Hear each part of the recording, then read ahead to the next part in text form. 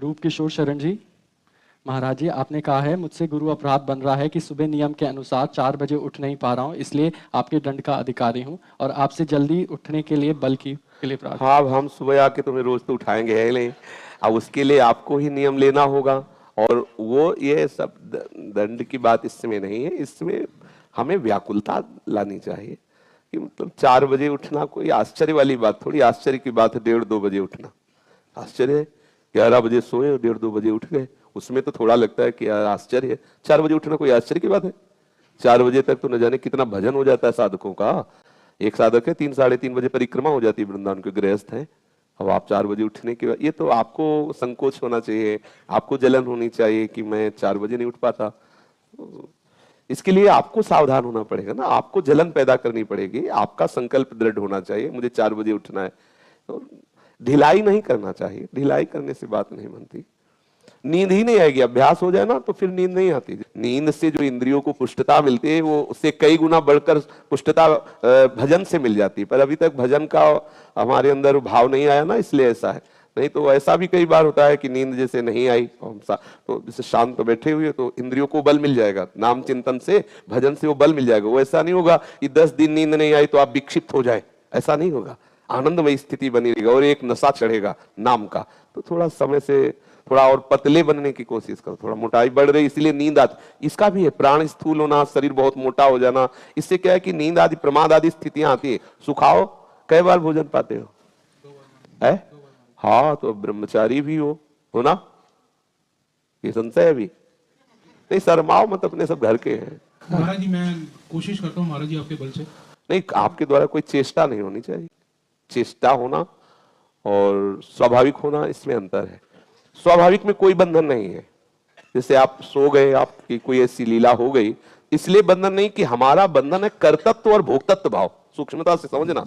अब हमने किया नहीं, संकल्प किया नहीं, कोई चेष्टा की नहीं, कुछ भी हो रहा तो नाशवान शरीर ही तो ऐसे ही होता रहेगा, सड़ेगा गलेगा मरेगा, इसके प्रति नहीं। जो हम इसको लेके कर रहे हैं, इसको लेकर जो आनंद वृत्ति बना रहे हैं, ये हमारे बंधन का कारण। साधक उसमें चिंतित ना हो कि वो सो रहा है कुछ ऐसा, तो उसमें कोई विशेष, क्योंकि हमारा बंधन है कर्तत्व और भोक्तत्व। आपने किया, उसका सुख लिया, ये बंधन का कारण। इस पर सुधार कर लीजिए और इसको मतलब देख लीजिए जहां आपसे त्रुटि हो रही, और थोड़ा उपवास की तरफ दृष्टि रखिए, कम भोजन पाइए, तो बहुत जल्दी ज्यादा शरीर को अपना ना माने, निरपेक्ष उचित भोजन उचित वस्त्र, इसके बाद कड़ा शासन। देखो, जब पता चल जाए कि ये नौकर भागने वाला है तो मालिक चतुर क्या करता है, उसे डट के काम कराता है, भाग तो जाएगा ही, जितना करवा लो।